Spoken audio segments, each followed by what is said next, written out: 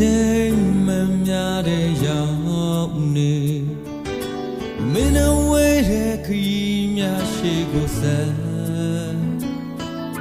အကိုဟာအမောင်ဆုံးလမ်းတွေတယောက်တည်းရှောင်နေရဘယ်လိုကကြမှာအစွန်းနှိမ့်ဆက်ဒုနီယာဝေဆုံးလွင်ထွက်ခွဲခွာခဲ့ရကလေးရဲ့မင်းနဲ့နောက်ထပ်ဆုံးခြင်းဘီဝါမန်ငါလိုဆောင်မင်းရဲ့မြတ်တာ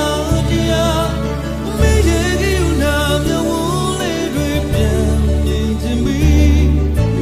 ရလို့ချတောင်းပဲကလေးရဲ့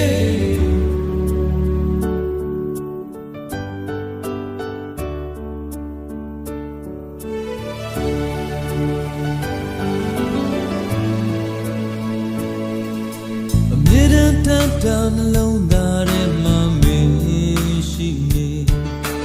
လွန်ဆန်းကြောင်းရဲ့စီစဉ်ကိုရင်နေအချိန်စဝိုင်းနေမှာ